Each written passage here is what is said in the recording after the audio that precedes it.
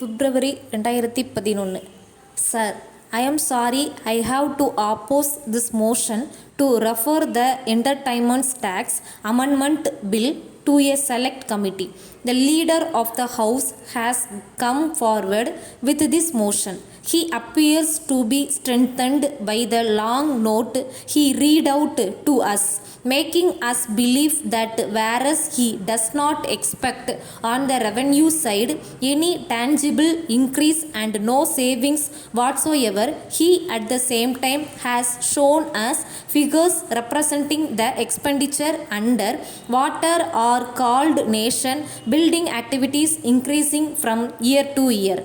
Perhaps that was his case, but he forgets that other people also can understand what the value of the figures that he has shown us is. In my opinion, there is no need for these small measures at all now, for the Honorable Minister himself told us this morning in answer to a question that the revenue from sales tax had been increasing year after year. His point that he got more than what the government anticipated to get from sales tax, but his argument is that they cannot get much better from that source. After all, he hopes to get a very small sum from the proposed tax. I do not know what he expects to get through other bills. I do not think he is going to make up by all these measures the amount of the deficit. I want to make it clear that my intention in opposing this bill is to help the Honorable Minister in not taxing the people over and above what they can bear. I feel that this bill is unnecessary.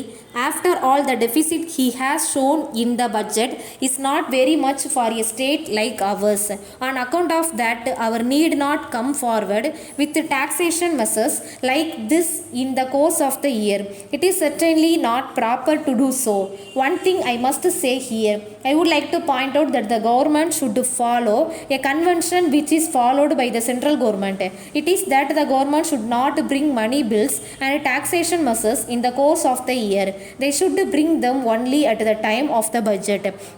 It is improper on the part of a state government to come forward with taxation measures throughout the course of the year, whereas the government may vary their budget from time to time. It is not possible for other people and institutions which they seek to tax to change their budget in the course of the year. It would be proper for the finance minister to bring his taxation measures at the beginning of the year at the time of the budget. So far as this particular taxation measure is concerned, it was only some time ago that the entertainment tax was increased. Now, not even 1 year has passed and the finance minister comes forward with another taxation measure to take those institutions. I think there must be some reasonableness or some sort of limit as to the extent to which any particular institution should be taxed.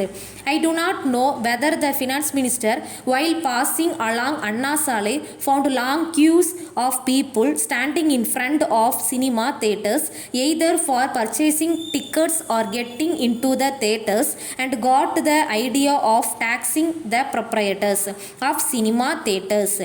It will be right on my part to say that he should not kill the goose that lays the golden eggs. I am afraid that his action may bring disaster to these institutions. It will not be far wrong for me to say that the proprietors may become bankrupt if the Honorable Minister goes on increasing the tax.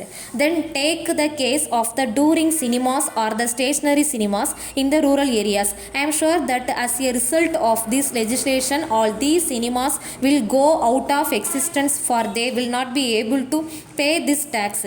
That means that there will be no entertainment for the poor people living in the rural areas. It must be remembered that at the time when prohibition was introduced, it was said that we were going to find other amenities for the poor people who were indulging in the drink evil. We must realize that we are now trying to take away those amenities by this taxation measure, for on account of this taxation measure they will not be able to carry on.